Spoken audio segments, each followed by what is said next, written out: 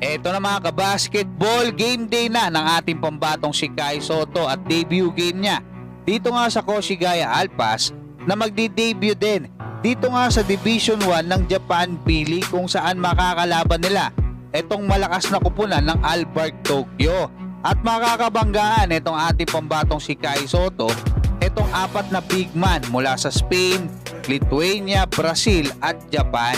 So kilalanin natin yan mga kabasketball at ibibigay ko na rin kung saan natin mapapanood ng live para hindi na tayo maligaw, no? Yung laban na yan dito sa video na to. Umpisahan natin mga kabasketball dito sa unang big man na makakabanggaan itong ating pambatong si Kai Sotto dito nga sa laban ng Koshigaya Alpas at ng Albark Tokyo. Nakalaban na ni Kai yung iba sa mga to, no? Nung last year yung nasa Yokohama B Corsairs pa siya. Una na nga dyan, itong 6'11 na si Arturas Gudaitis, isang 31 years old na taga Lithuania at naglalaro sa national team ng Lithuania mga kabasketball. Nag-a-average ng 10.5 points at 6.3 rebounds. Meron pa siyang 1.3 blocks per game. At naging champion siya ng LBA noong 2018. Dalawang beses siyang naging champion din itong Italian Super Cup at naging All-LKL team noong 2017. At ang sumunod, itong si Sebastian Saiz mga kabasketball. 6'9 lang yung height nito pero matigas, no? At athletic, 30 years old, medyo bata pa yan at nag-a-average ng 16.6 points at 7.8 rebounds per game. Meron pa siyang 1 assist. At nagre-represent siya ng Spain. Sabihin, bigatin talaga to mga kabasketball. Naging finals MVP noong 2021 dito sa Japan B-League at first team All-Sec noong 2017. Susundan yan, ito yung katlo, no? Si Ryan Rossiter na isang 6'10", 35 years old, veterano na, no? Amerikano, at power forward yung nilalaro. Yun yung matindi doon, sa labas tumitira madalas, no?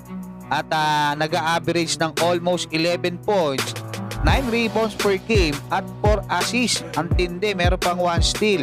So all around yung laruan nito mga kabasketball. Naglalaro to sa national team ng Japan. So naturalized player to mga kabasketball. At nung 2020, kasama siya sa first team ng Japan B-League. Best rebounder pa, no, nung 2016.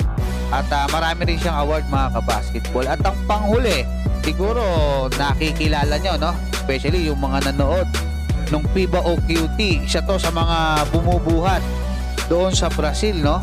Ito nga si Leo Mendel na 31 years old, Brazilian, 6'7 yung height.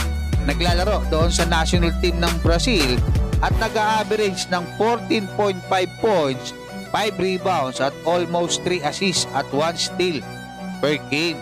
Naging 6 man of the year siya noong 2013 sa MVP. Naging winner din siya or champion netong Romanian Cup at finals MVP pa. So yun mga kabasketball, at kung saan natin mapapanood yan, anong oras? Alas 2 ng hapon dito sa atin sa Pilipinas. At dito natin mapapanood ng live yan, no? Sa B-League International Official. So type nyo lang yan, Albark Tokyo kontra nga sa Koshigaya Alpas, at hopefully maganda yung maging performance ng ating pambatong si Kai Sotto at ng Koshigaya Alpas. Hanggang dyan lang muna mga kabasketball. Maraming salamat at God bless sa inyong lahat.